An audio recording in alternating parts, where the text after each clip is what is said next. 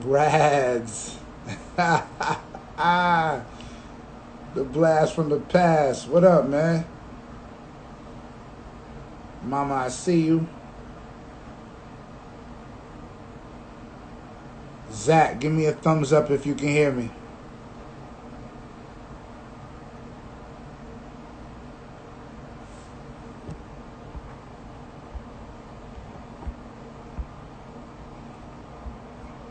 All good, Raz, man. All good.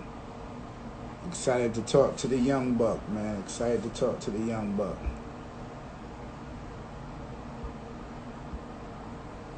Alright, good. We're going to go on in 3 minutes. So as long as you can hear me, we're good.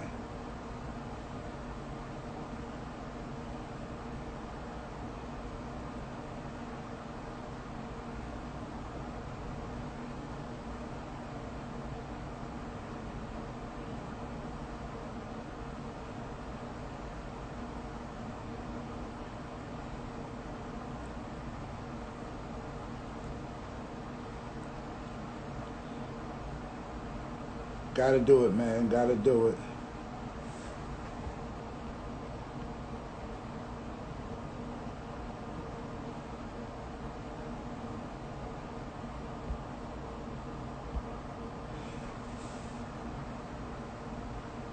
Mama, we recording upstairs, Mama?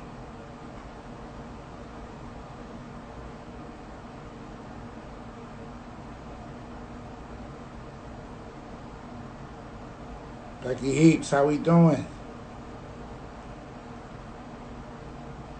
I will, man. No choice. No choice. No choice at all.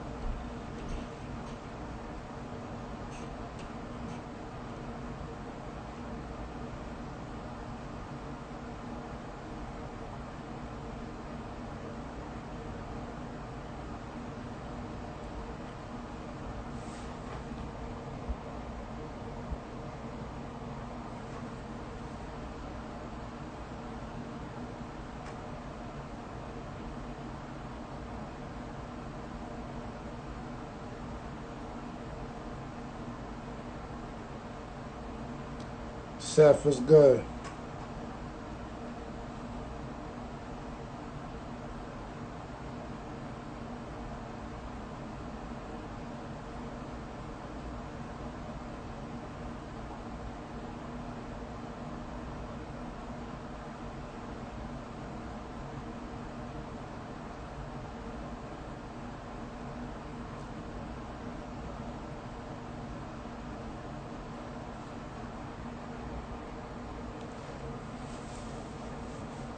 Welcome to the Positive Impact Podcast, where we talk about all topics relevant to the game I love. I'm your host, Terrell Dozier, and tonight's episode is brought to you by Bolden Mac Park. Shout outs to my man, Andrew Iadigi, for the work that he's doing with the youth here in Suffolk County. Proud of you. Good looking out on the merchandise. Tonight's episode is my 60th episode. I'm excited about this one. I want to introduce to you Sacred Heart Senior, Mr. Zach.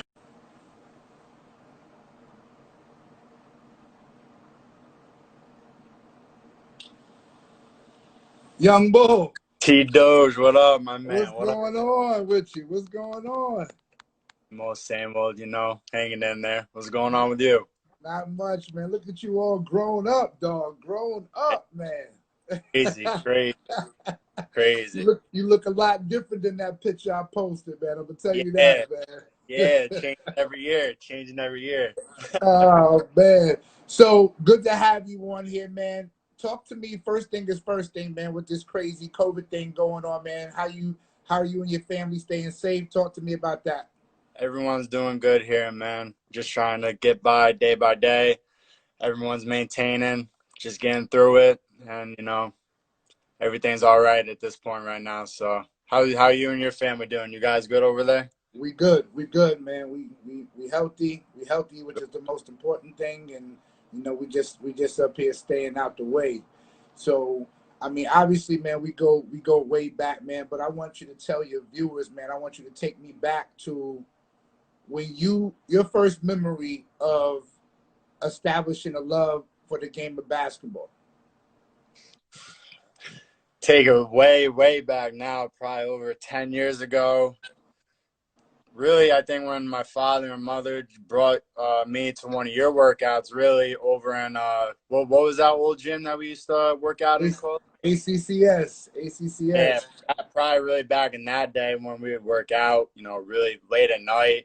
Just a young kid, me being in fifth and sixth grade at that time, and really just seeing that this could take me somewhere down the road, and it's just something that I really enjoy doing on a daily basis for the first time in my life. So probably really back then, yeah, right in the time when we started working out.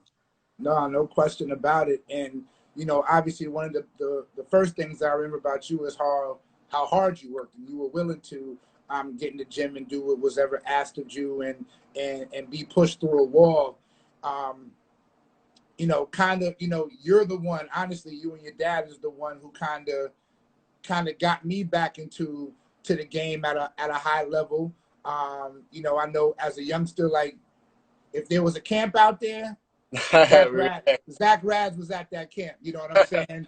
And I remember going out to John Lucas with you guys out in Texas and being all around that. So like talk about like all the camps and stuff that you wanted to go to, and how was that for you at such a young age? Like so sometimes you might not be around to do what your friends are doing because I'm at this camp and I'm at that camp. So what was that like for you? Was that just the love for the game, and you knew right then like I want to sacrifice certain things to let me take this game to the next level? Yeah, no, man, it was definitely different. I think it was more like in between my love for the game, and then also people like you pushing me and saying that you had to make these sacrifices to have a big future down the road with what you want to do in basketball. Because I know there's a couple of those weekends where I was like, man, I really don't want to go all the way out to Texas. I don't want to go all the way out to California. I'd rather go and watch, a high school varsity football game with some of my friends at the time. Yeah. But, it's people like you saying, is that going to help you get there down the road? It's just little things like that you really got to sacrifice for if you really want to get to the point and the highest level of, where you want to be down the road. So definitely have, that. And also, my love for the game too, because, I feel like at my age, especially around, I guess, this area, I feel like I was, one of those people that really showed our area at, in some type of way that there are, camps out there. There's other, basketball events going on just other than like the 518. And that's not, talking about, AAU and everything. Obviously Jim Hart, and when he was over, Albany City Rocks, he really expanded, basketball for kids like me back in the day. But I feel like, just showing like camps, there's camps out there. You can go out to Texas, you can go out to California, you can go out to New York City. There's, there's other opportunities out there than just Albany. So No question about it. So I'm going to touch on this theme throughout our interview. And the theme is overcoming obstacles and blocking out noise. All right. So we're going to touch on that a few times in this, in this whole entire interview. So the first one I want to talk about is let's go out to John Lucas right now at the camp and the type of talent that was out there. And here comes this short little white dude come out there, man, and trying to compete. And I'm sure like over the course of your life and during the course of your career, there was a lot of people who doubted you. Like, what I mean? Like, Absolutely. you weren't the biggest kid then. You kind of got your spurt later on. So at that time, there's some noise out there like, yo, why he doing all this and going to play with them? He's too little. So talk about that time in your life and how you stay focused on the path, even though you know like that stuff was out there being said. Yeah, no, I mean, it's definitely a humbling experience. The John Lucas camp that I went there, out there with you, and what was that, 7th or 8th grade, right? Yeah, I Seventh. think so. 8th grade. Yeah. It was definitely a humbling experience. That really showed me, all right, these dudes are for real. And, even just when I had traveled to, New York City and like the East Coast, it wasn't as, dominant as, the kids were back out there. So it was definitely a humbling experience. And it showed me, damn, like I really got a lot of, I got a lot of stuff to work on. And I'm nowhere near as good as I think that I am right now. And, there's dudes out here that are 6'5", grown ass men right now at 8th grade, and I'm like, I'm still here as a little baby, and humbling experience so for sure. And I think it was at that time it really showed me I really, really got to put in even more work than what I'm doing right now if I want to get to that level that I want to be at. So definitely for sure, that was just a very, very humbling experience, and I needed something like that. And I feel like everyone needs something like that. You got to be humbled at one point, and you really gotta people like that and camps like that, they gotta really test you and show you, all right, I got a lot of stuff I gotta work on. I'm not the best out here right now, and I got a lot of put in a lot of work. No question about it. So at any time during this process, you know what I'm saying? Like these things can fuel your fire. And I think that did a little bit. Were you ever discouraged though? Like, you know what? Like, listen, this ain't worth it. Did you ever get discouraged?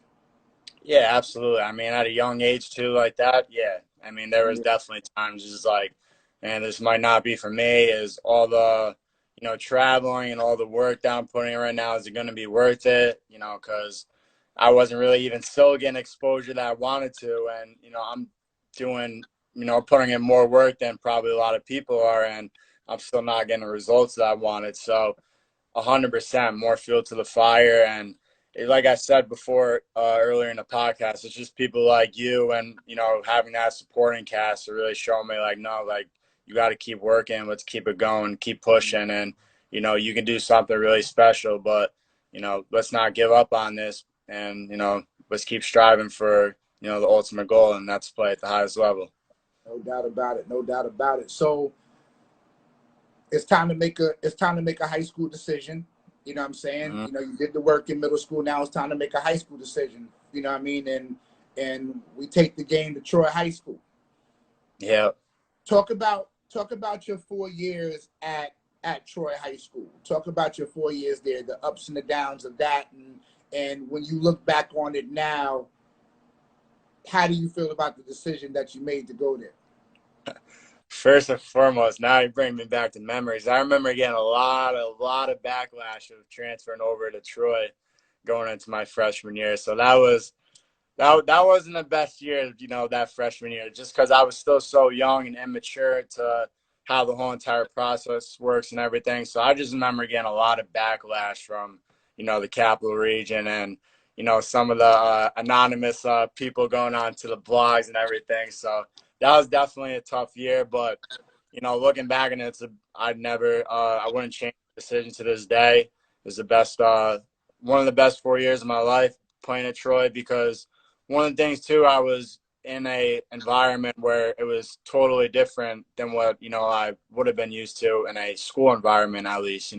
Obviously, Troy being Troy, being in the inner city, and just it was something I needed too, I think. You know what I mean? And Coach Hurley too, obviously did a whole lot for me. He's, really developed my game, changed the way I play, really made me into a tough player. And he worked me. He worked everyone that transferred into there, and he really got the best out of me. And there were definitely days where I really wanted to square up with Coach Hurley, but he got it out of you.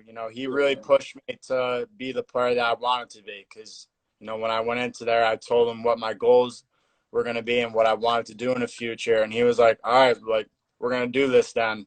And he got the best out of me. Coach really did what he needed to do to, really make me the player that I am today. And I needed someone like.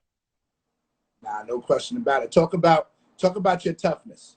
Talk about your toughness. You know what I'm saying, and where you got that from. Maybe it was because of trying to I got to prove the haters wrong or whatever. But what drove your toughness and stuff? You know what I mean? Because you're not the type of kid that's going to back down.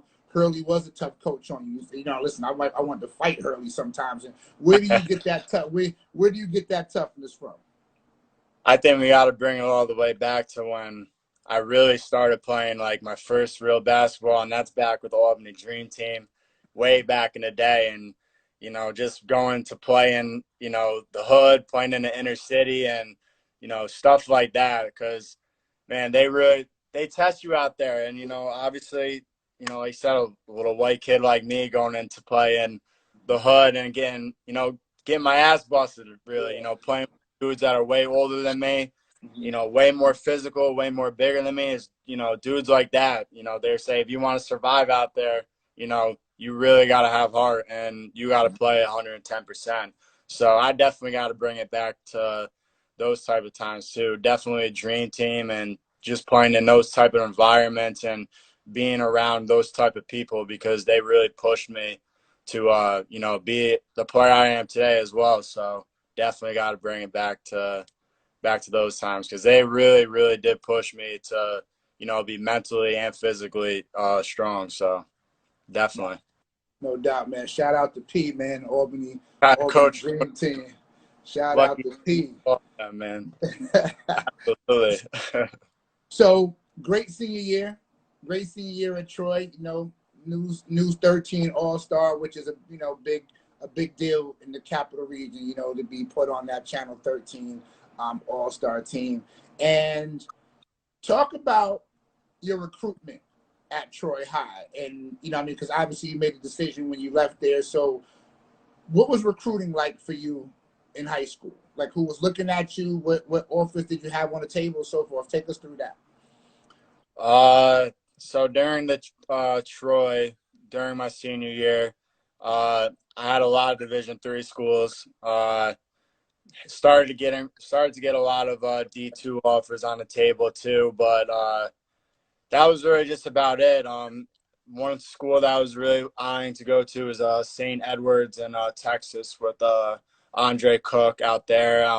St. Rose too with Brian Beer. He was recruiting me very heavily too.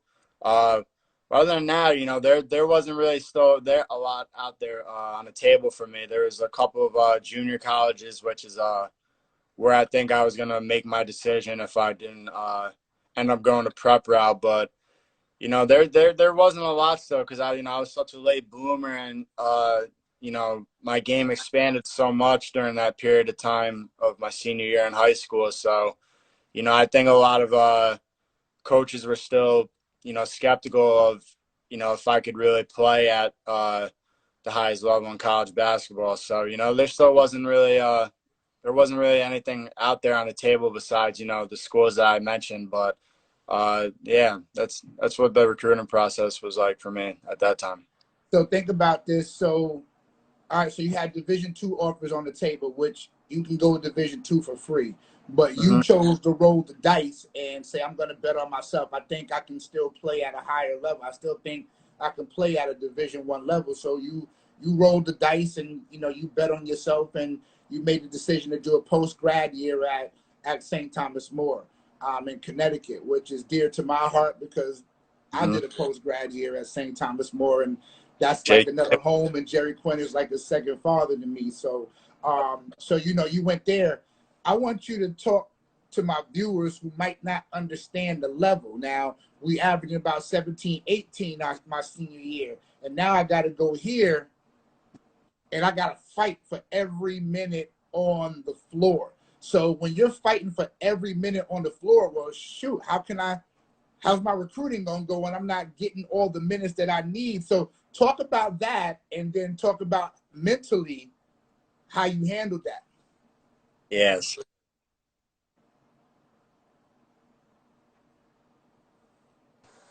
Prep school, I feel like with a lot of kids, they just think that's, some type of magical, like, spell with, it's automatic Division I offer as soon as you go to prep school. And that's not it at all. And I'll be the first to say that.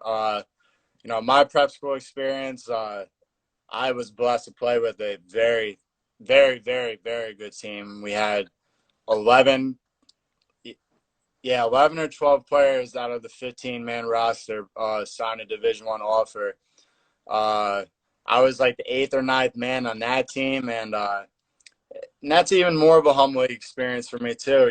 I knew how high the level of that prep school was before I attended it to begin with, but I didn't, I wasn't even prepared for, how good it was going to be there, the team and everything. I really was really expecting to, maybe even start in that team, be a 6th or 7th man, but here I am competing as an 8th or 9th man on a prep school team, like that. And, it was a humbling experience. And prep school is tough.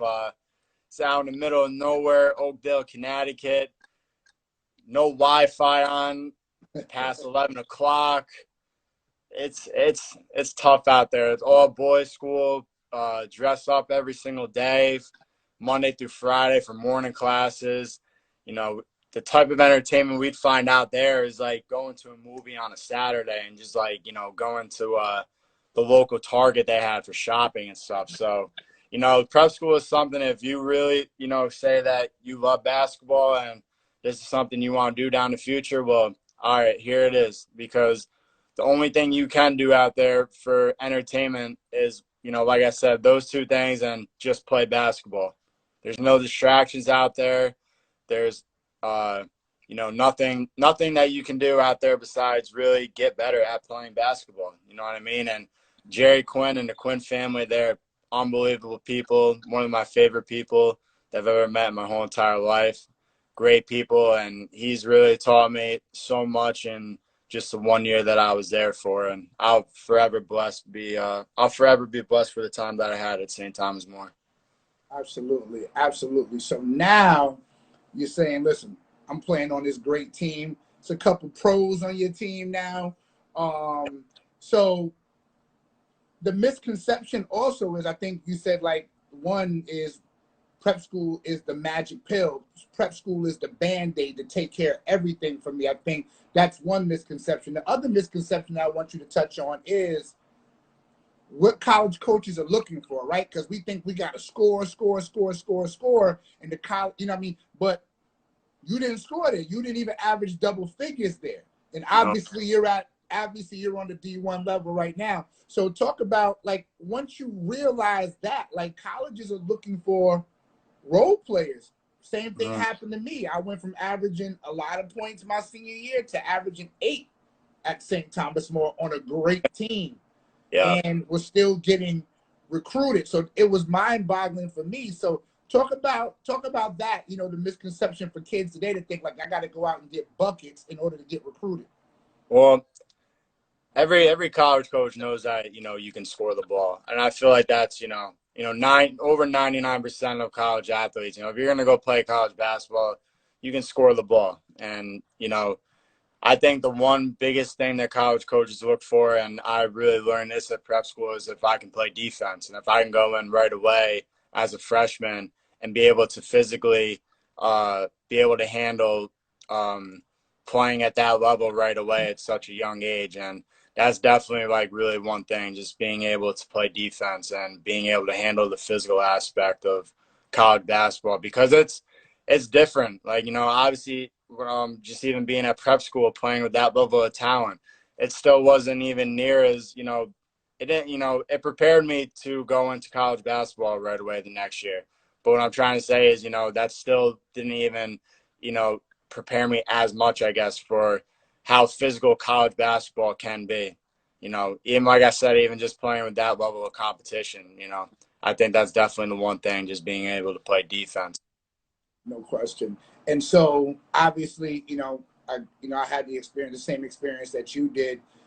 The competition on a daily basis that you can't get at your public high school. You understand what I'm saying? So every day whether it's just a workout or you're just playing pickup, it's high-level basketball every day at school. You know what I mean? So you can't help kind of but to get better, and either you're going to step it up or you're going to get exposed because, like you said, like there's some talented people. Obviously, like, you know, you're with the, you know, you're living in a time of social media.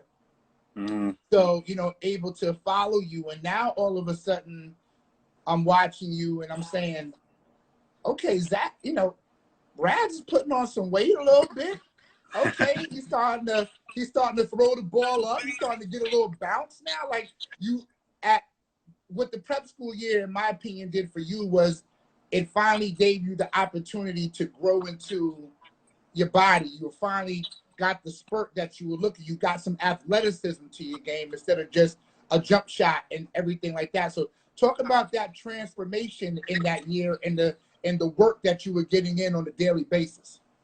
Yeah, no, you said it really well. I mean, the level of talent I played with every single day with my team is just, those dudes just really push you, and you know, you want to raise your game above all theirs. I mean, I can just go down the list really quick. Christian Vital, UConn, Julian Batts, LIU Brooklyn, EJ Crawford, Iona, Amari Spellman, Villanova on the Warriors right now, Charlie Brown Jr., St. Joe's on the Atlanta Hawks right now, Arkel Lamar, UMBC, who's on the team that beat Virginia the first round, Kai Mitchell went to Iona for a year too.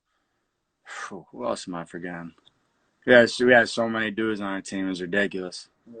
Cannon Barley, the Coastal Carolina. Yeah, Coastal Carolina. Who else? But yeah, there's just 8 right there off the bat too of just a prep school team and just dudes like that. They really push you to be, you know, get the best out of you. And, you know, if you want to play on this team, you're going to have to raise your game. And it really makes you put in the extra work that I guess you wouldn't necessarily be doing. Like, you know, during a pickup game on a Thursday night, you're out there and, you know, Charlie could be busting my ass and all right, I can't go back to my room right now. I gotta stay here and put a little bit of extra work on. So it's just stuff like that because you want to prove yourself and you want to show, you know, these people that, all right, I can play and I can, you know, compete at this level and, you know, I belong here. I should be able to play. And, you know, it's just really more like that. It's all motivation and, you know, proving that you belong to be competing at this type of level. So I definitely think that's what it was. Just surrounding yourself with that type of environment of people. And also just being around dudes that have the same goal as you and that mindset. Because they all have that, you know, mindset too. Like, you know, this is what I want to do with my life. This is what I want to play Division I basketball. I want to play at the highest level. And, you know, I'll talk about Charlie Brown real quick. He was my roommate at school, and this dude had one offer just out of high school, and now St. Joe's. And, you know, I'm talking to him within the first couple of days, and he's telling me, yeah, like, I just plan on going there for 2 years and, you know, going to the league right away. And I'm like, bro, you've had one offer. Like, what do you mean? And, you know, that dude is generally – he's the hardest worker I've ever seen in my life. And I would say that to this day. He lived, breathed, and ate basketball. That's all that dude did. You know, everything was basketball, basketball, basketball. He was the hardest worker I've ever seen in my life, though, for sure. So just dudes like that, you know, it's people that you want to surround yourself with. Nah, no question about it. So now, at a practice at Troy High, you know what I'm saying? Like, you practicing at Troy High. Okay, great. Like, you know what I'm saying? It's practice. It's going to be hard. Hurley's going to work us, whatever. But a practice at St. Thomas More could be lined with Division I coaches on a regular, like you said, on a Thursday night, on a Tuesday night. Like, that's what they do there in the fall. Like, you get a chance, even if they're not there for you, because I know, like, Amari was highly recruited. So, you know what I mean? So, even if the coaches that are not there looking for you, you might do something that night where they might say, who's that kid? We never heard of that kid before. So that was one of the dopest things for me when I went there. It was like, you know, I had like 2 5-star guys that played on my team. And I'm like, oh, man, Kentucky's here. Yo, St. John and Duke is here. I know they're not looking at me.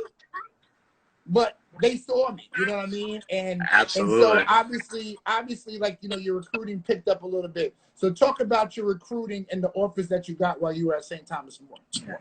Absolutely, and that's also another great point that you brought up. It's just my first visit there before I decided to commit to St. Thomas More. JQ, Coach Quinn, he was like, listen, the college coach is going to be here. You're going to get the exposure. It's all about, how you perform, and I'm going to be able to help you out, obviously, too. So I think it was like one of my first open gyms.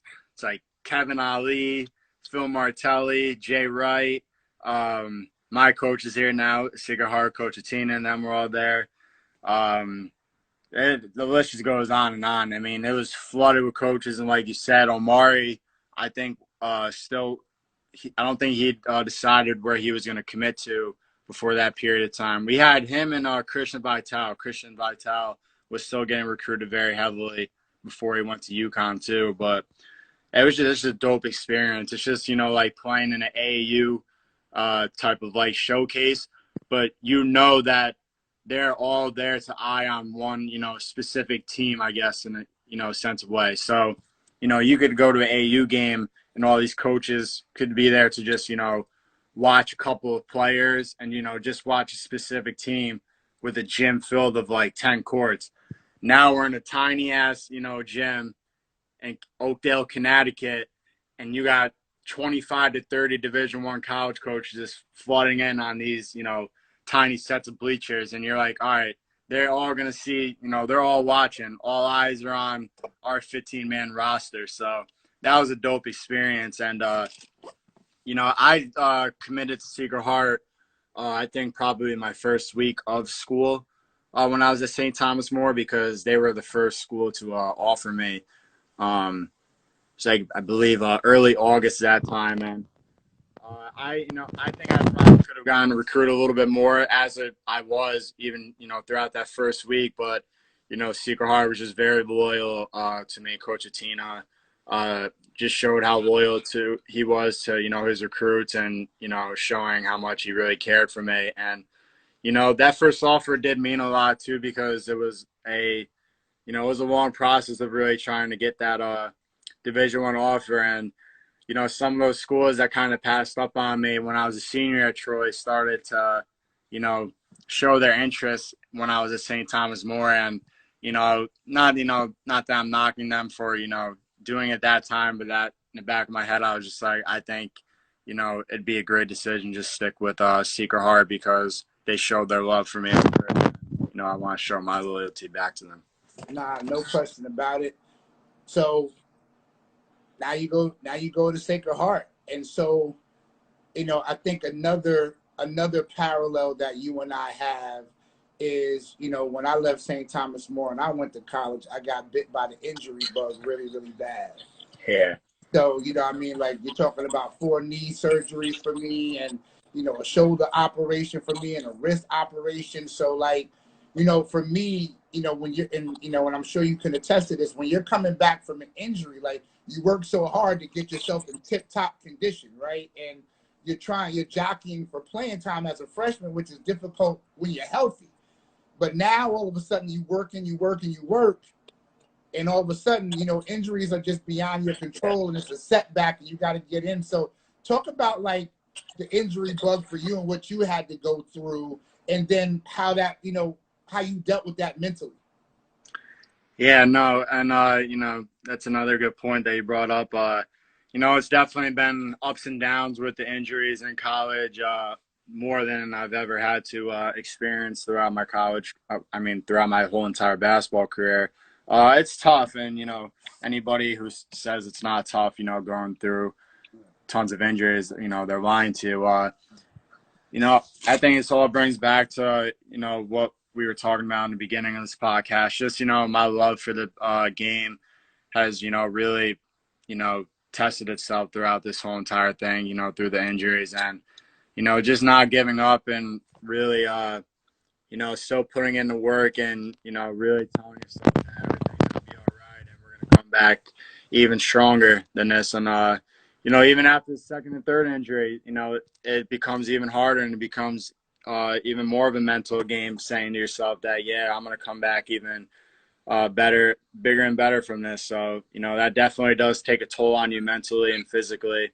And that's one thing that I've had to work on through college, and that has really tested my maturity with everything. And, there has been times I haven't handled it the best way, because at the end of the day, I am a competitor and I want to be out there and I want to be playing.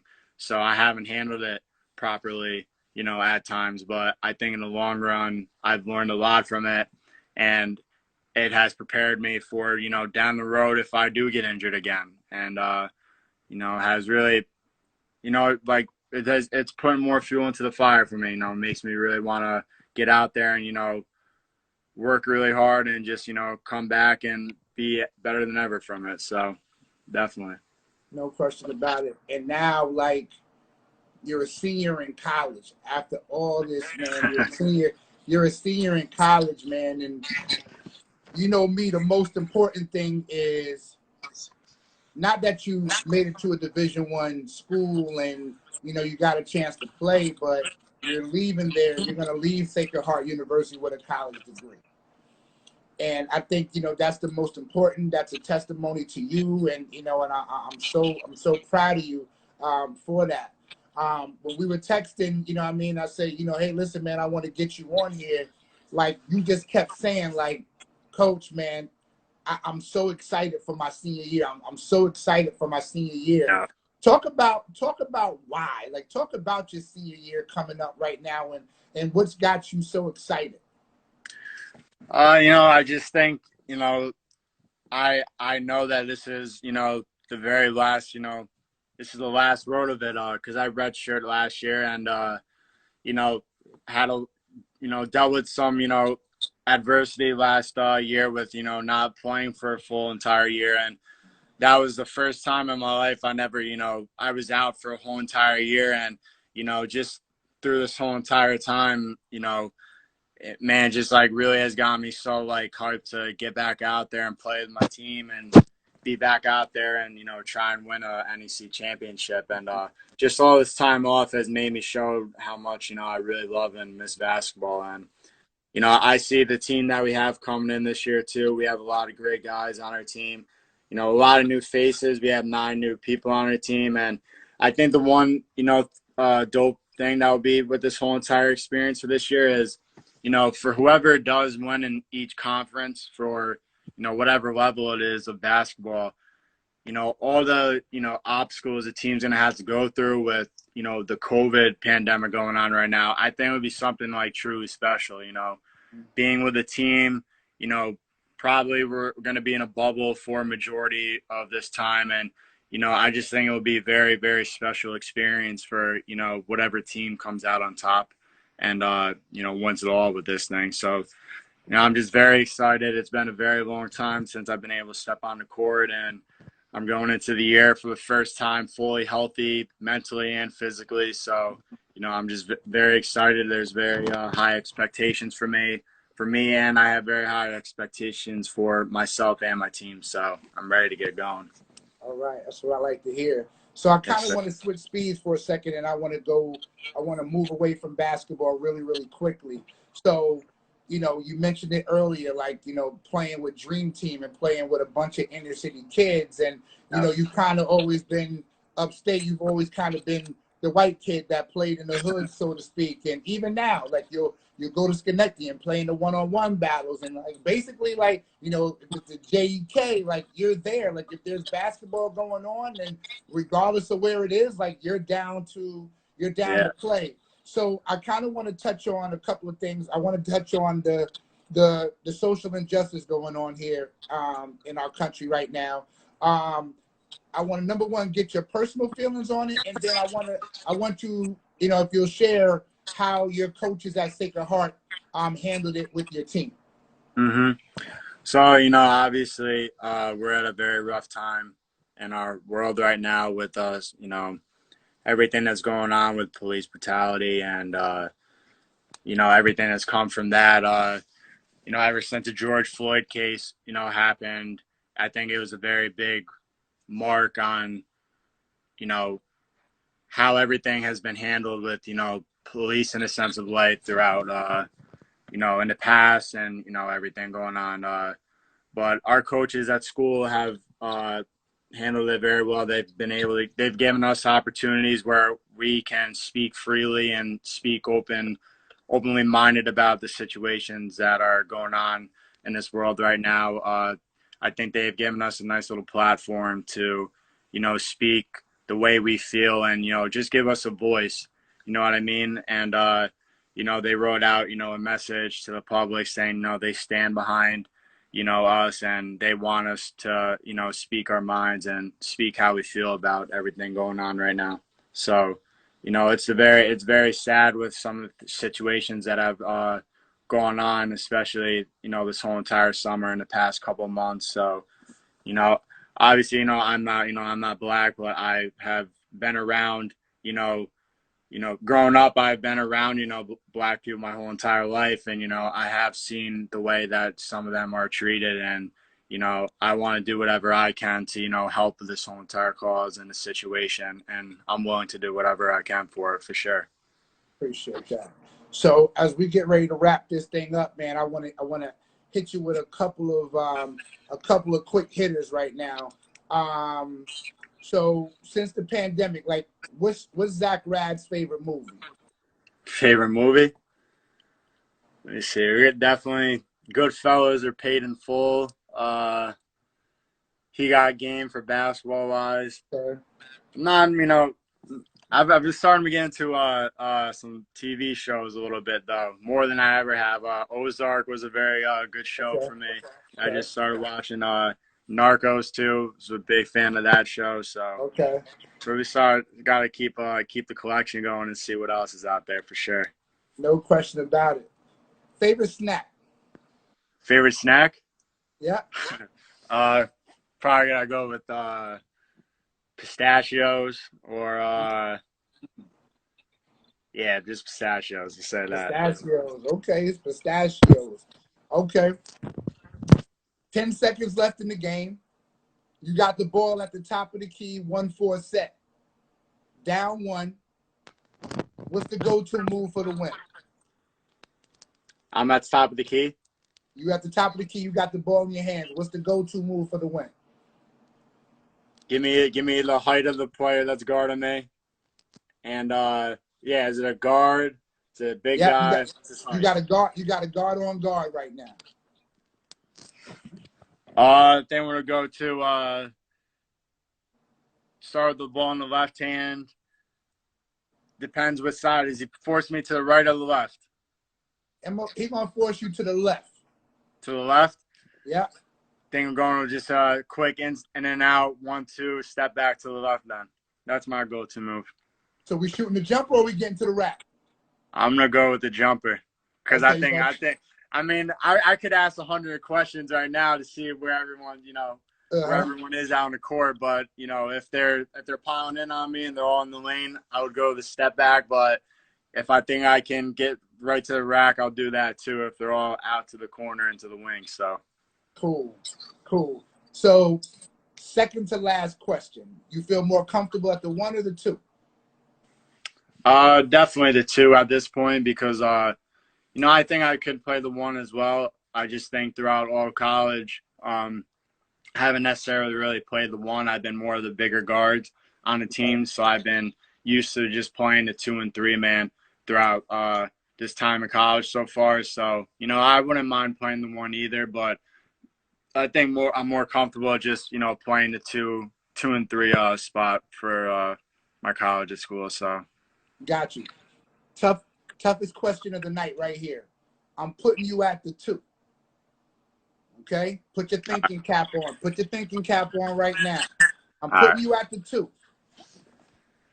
Give me the 1, the 3, the 4, and the 5. They can only be 5. They can only be from the 5-1-8. Yeah, buddy. Put the thinking cap on right now. Who you going to battle with and saying, I'm not losing with this 5 from the 5-1-8, and you're at the 2. Oh, damn! You put me on blast. That's what I do, baby. That's what I do. Oh, You gotta give me a couple minutes for that one. That's a really good question. Whew. Yeah, I'm gonna get some backlash for that for this one too. No, that's what I do. I start trouble. Damn, that's a good question. All time? However you want to roll. You got this 5. You're not losing with this 5, whoever it is. I think one man is going to be Taylor Battle. Okay. 2 man. You're the 2. Oh, yeah. Okay. 3 man. Put your Sean Burrell. Okay. 4 man. Rashawn Freeman. Okay. 5 man.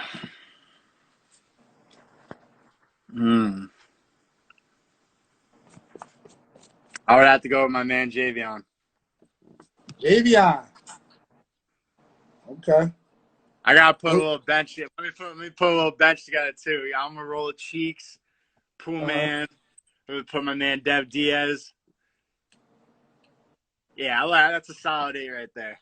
I know I'm forgetting some people out there too. I thought you might put Jakey at the 5. I was thinking of James. I was thinking of James Thomas. He can be on my bench for sure. You know, I could even put him as starting 5 and Javion come off the bench, but I think I'd have to roll with that though for sure.